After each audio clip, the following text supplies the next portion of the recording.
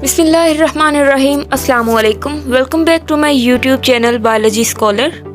हम 4th chapter को discuss कर रहे थे जो कि था सेल्स एंड टिश्यूज़।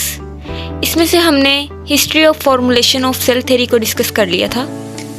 हमने सेलुलर स्ट्रक्चर्स और फंक्शंस को भी डिस्कस कर लिया था। आज हम देखते हैं सेल ऑर्गेनेलिस को।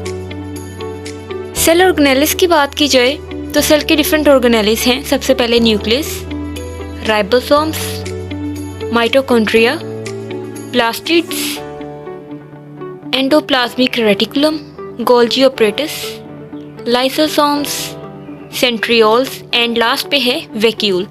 ये है सेल के इंपॉर्टेंट ऑर्गेनेलिस। सबसे पहले हम देखते हैं न्यूक्लियस को। न्यूक्लियस क्या है? सेल का एक इम्पोर्टेंट ऑर्गेनेले है न्यूक्लियस। डेफिनेशन की बात की जाए तो न्यूक्लियस के बारे में आप शॉर्टली डिस्क्राइब कर सकते हैं कि प्रोमिनेंट न्यूक्लियस जो है वो यूकैरियोटिक सेल में प्रेजेंट होता है। ये डबल मेम्ब्रेन बाउंडेड होता है। लोकेशन की अगर हम बात करें तो प्लांट सेल और एनिमल सेल में इसकी लोकेशन डिफरेंट होती है। प्लांट सेल की बात की जाए तो प्लांट सेल में छोटे छोटे वैक्यूल्स मिलते हैं, जुड़ते हैं और सेल के सेंटर में आ जाते हैं, सेंट्रल पोजीशन को ऑक्यूपाई कर लेते हैं। अगर हम बात करें एनिमल सेल की तो एनिमल सेल में सेंटर में लार्ज न्यूक्लियस प्रेजेंट होता है।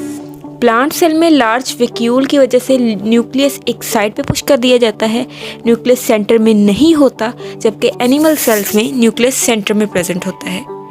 न्यूक्लियस की सराउंडिंग में एक प्रोटेक्टिव लेयर होती है, प्रोटेक्टिव कवरिंग होती है, जिसे हम कहते हैं न्यूक्लियर इन्वेलप।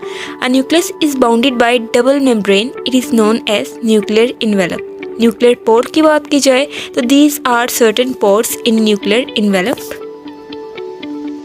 न्यूक्लियस में न्यूक्लियोप्लाज्म प्रेजेंट होता है। It is a material present inside the nuclear envelope. ये वो मटेरियल है जो न्यूक्लियर इन्वेलप के अंदर प्रेजेंट होता है। इसको हम न्यूक्लियोप्लाज्म कहते हैं। इसके अंदर डिफरेंट केमिकल्स प्रेजेंट होते हैं। न्यूक्लियोलस क्या है? ये राइबोसोम फैक्ट्री है। राइबोसोम फैक्ट्री क्या होती है? राइबोसोम सिंथेसिस फैक्ट्री, जहाँ राइबोसोम बनते हैं, न्यूक्लियस में प्रेजेंट होती है। जब हम माइक्रोस्कोप से सेल को एनालाइज करते हैं हमें ये डार्क स्पॉट की सूरत में नज़र आता है। क्रोमोसोम ये सेल का जेनेटिक मटेरियल है जो जेनेटिकली पेरेंट से ऑफस्प्रिंग में कैरेक्टरिस्टिक्स जो है उसको ट्रांसफ़र करता है। क्रोमोसोम यूकैरियोटिक सेल में डीएनए और प्रोटीन पर कंसिस्ट करता है। ये प्रोकैरियोटिक सेल में प्रेजेंट नहीं होता। क्रोमोसोम विजिबल तब होता है जब सेल डिवाइड होता है और क्रोमोसोम विजिबल नहीं होता जब सेल डिवाइडिंग फेज में नहीं होता। अगर इसकी हम डायग्राम देखें तो आप देख सकते हैं ये हमारे पास आउटर कवरिंग है जिसे हम न्यूक्लियर इन्वेलप कह रहे हैं। ये जो पोर्स हमें नज़र आ रहे हैं इसको हमने न्यूक्लियर पोर का नाम दिया है। कुछ हमें थ्रेड लाइक मटेरियल नज़र आ रहे हैं जिसे हमने जेनेटिक मटेरियल का नेम दिया था, इसे कहते हैं क्रोमोसोम या क्रोमेटिन। ये डार्क स्पॉट के फॉर्म में जो चीज़ हमें नज़र आ रही है ये है न्यूक्लियोलस। ये है हमारे पास न्यूक्लियस का स्ट्रक्चर। नेक्स्ट हम चलते हैं राइबोसोम्स की तरफ। These are tiny granular structure. Tiny का मतलब होता है छोटा, ग्रैन्युलर का मतलब होता है दानेदार। ये ऐसे टीनी ग्रैनुलर स्ट्रक्चर्स हैं जो न्यूक्लियस में प्रेजेंट होती हैं। ये 2 सब यूनिट्स पर मुश्तमिल होता है। राइबोसोम्स के 2 सब यूनिट्स हैं। अगर हम डिटेल में एनालिसिस करें तो इसमें 2 चीज़ें प्रेजेंट होती हैं। Number 1 ribosomal RNA and number 2 protein. ये राइबोसोम जो टीनी ग्रैनुलर स्ट्रक्चर्स हैं ये सेल में 2 तरह से प्रेजेंट होते हैं। नंबर 1 फ्री फ्लोटिंग, या तो ये फ्रीली साइटोप्लाज्म में फ्लोट करते हैं। नंबर 2 ये अटैच होते हैं एंडोप्लाज्मिक रेटिकुलम से। राइबोसोम का बेसिक फंक्शन प्रोटीन की सिंथेसिस है। ये प्रोटीन फैक्ट्री है, सेल की ज़रूरत के मुताबिक प्रोटीन तैयार करने में अपना रोल प्ले करती है। राइबोसोम जब अपना काम नॉर्मली नहीं करता तो इसके दोनों सब यूनिट डिसोसिएट हो जाते हैं, सेपरेट हो जाते हैं।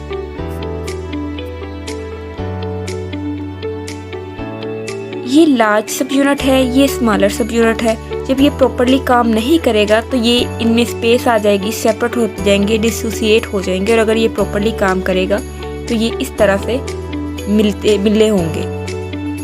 अगर हम बात करें यूकैरियोटिक सेल की तो इनका राइबोसोम साइज में बड़ा होता है as compare to prokaryotic cell.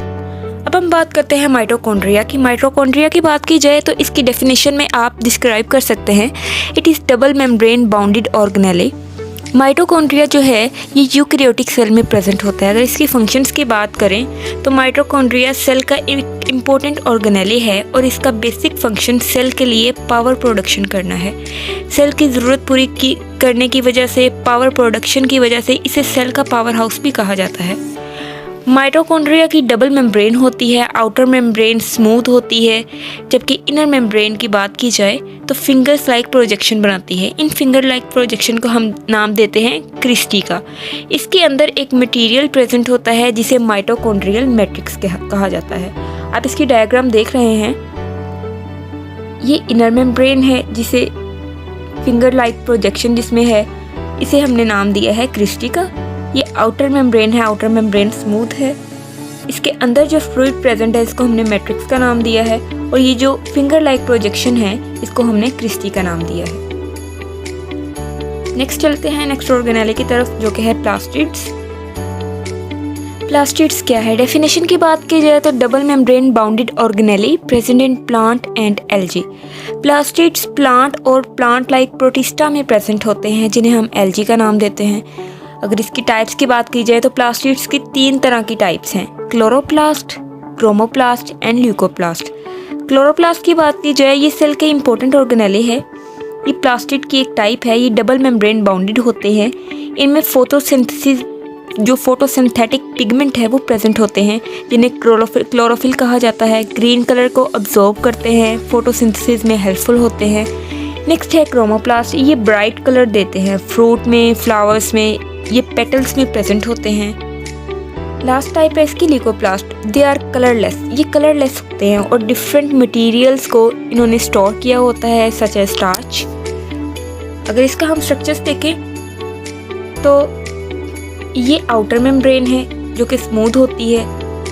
इनके अंदर कॉइन लाइक स्ट्रक्चर्स होते हैं जिन्हें हम नाम देते हैं थैलाकॉइड का। थैलाकॉइड के ऊपर क्लोरोफिल प्रेजेंट होता है। ये जो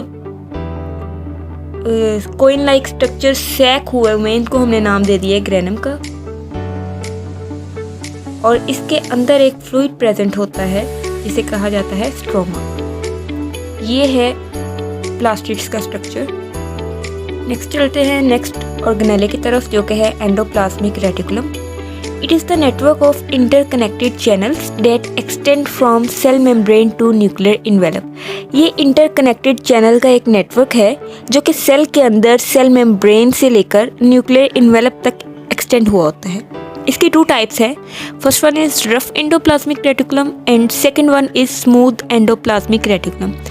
रफ एंडोप्लाज्मिक रेटिकुलम, इसे रफ एंडोप्लाज्मिक रेटिकुलम क्यों कहा जाता है? क्योंकि इनमें राइबोसोम्स प्रेजेंट होते हैं। राइबोसोम्स की बात हम बात कर चुके हैं कि ये ग्रैनुलर स्ट्रक्चर्स होते हैं, दानेदार स्ट्रक्चर इनके होते हैं, इसलिए ये एंडोप्लाज्मिक रेटिकुलम से अटैच होते हैं तो रफ दिखाई देते हैं, इसलिए इसे हम नाम देते हैं रफ एंडोप्लाज्मिक रेटिकुलम का। अगर इसके फंक्शन की बात की जाए तो हमने बात की थी कि राइबोसोम्स क्या है, वो प्रोटीन सिंथेसिस करता है, तो रफ एंडोप्लाज्मिक का जो फंक्शन है वो है प्रोटीन सिंथेसिस।